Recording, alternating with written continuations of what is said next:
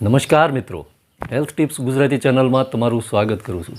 બધાને ભગવાન સ્વસ્થ રાખે એવી પ્રાર્થના સાથે મિત્રો, અત્યારે ફાગણ મહિનો ચાલુ છે અને 2 દિવસ પહેલાંના આપણા વિડીયોમાં આપણે ઋતુચર્યાની ચર્ચા કરી હતી કે આ સિઝનમાં શા માટે કફની સમસ્યાઓ થાય છે એ તમને કહું એ પહેલાં મિત્રો કહી દઉં કે આજે તમને એક એવો દેશી ટેકનિકવાળો પ્રયોગ બતાવું છું કે જેનાથી કફની સમસ્યા જો અત્યારે થઈ ગઈ હોય તો પણ મૂંઝાવાનું નથી।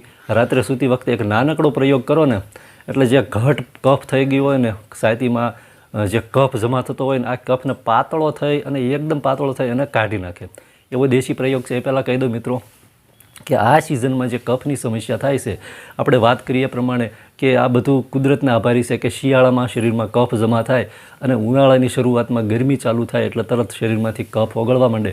જે જમા થયેલો કફ છે એ ઓગળે, કફ ઓગળે એટલે કફની બીમારીઓ થાય, શરદી થાય, ઉધરસ થાય, ખાંસી થાય, કફ થાય।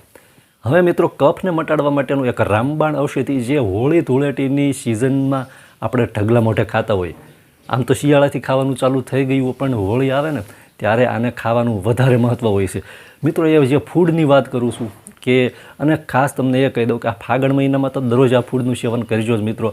જો કફની સમસ્યાથી બચવું હોય ને તો કફની બીમારી નહીં થાય 100%। હવે જે ફૂડનું નામ છે એનું નામ છે ખજૂર મિત્રો। ખજૂરની અંદર ફાઇબર છે, મેગ્નેશિયમ છે અને ખાસ તો મિત્રો એની અંદર પોટેશિયમ અને એક મહત્ત્વનું તત્વ હોય ને તો એ છે લોહ તત્વ, આયર્ન। એટલે જે લોકોને લોહીને લગતી કોઈ સમસ્યા રહેતી હશે, હિમોગ્લોબિનની કોઈ પણ સમસ્યા હશે અથવા બ્લડને લગતી કોઈ પણ સમસ્યા રહેતી હોય તો એની માટે ખજૂર વરદાનરૂપ છે મિત્રો। ખજૂર છે ને, ખજૂર આ મહિના પૂરતું તો દરરોજની 3 થી 4 પેશીનું સેવન કરવાનું રાખજો। કફની સમસ્યા નહીં થાય કેમ કે આ સિઝનમાં કફ મોટા ભાગના તમને જોવા મળશે કે શરદી, ઉધરસ, નાકમાં પાણી પડતું અને ઉધરસ ભેગી ખાંસી અને કફવાળી ખાંસી વધારે થતી હોય। તો આ ખાંસીને, આ કફને કંટ્રોલ કરવા માટે ખજૂર જેવું અક્ષીર બીજું કોઈ ફૂડ અત્યારની સિઝનમાં નથી। હવે ખજૂરનો જે પ્રયોગની તમને વાત કરું છું કે ખાંસી થઈ હોય, ઉધરસ થઈ હોય અને કફ થયો હોય, છાતીમાં કફ જમા થઈ ગયો અને છાતીમાંથી અવાજ આવતો હોય, એટલો કફ હોય ને ઘાટો કફ હોય તો આ કફને પાતળો કરી નાખે। રાત્રે સૂતી વખતે પ્રયોગ કરવાનો છે મિત્રો। કઈ રીતે?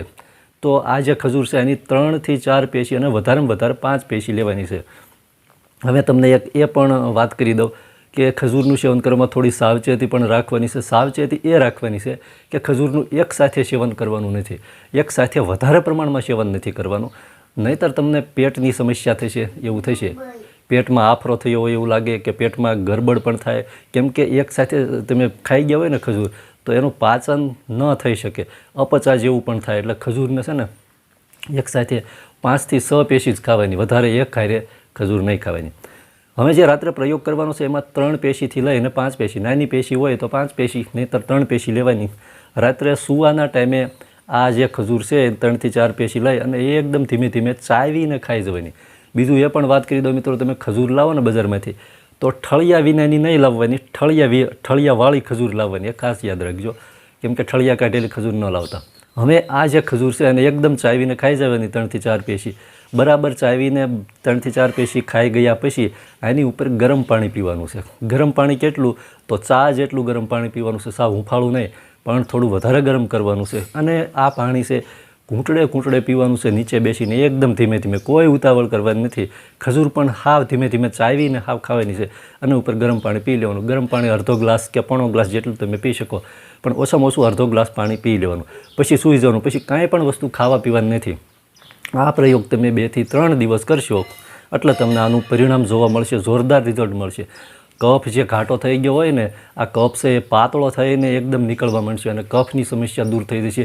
સાથે ઉધરસ છે, ખાંસી છે, ખાંસીની સમસ્યા દૂર થઈ જશે। સાથે એ પણ ધ્યાનમાં રાખજો કે આ સિઝનમાં તો ખાસ ફ્રીજની વસ્તુ અને બહારની જંક ફૂડવાળી જે તળેલી અને તીખી વસ્તુ છે ને આ વસ્તુ ખાવાનું બંધ કરી દેજો અને આ પ્રયોગ કરો એટલે કફ ભલે થઈ ગયો હોય મૂંઝાતા નહીં।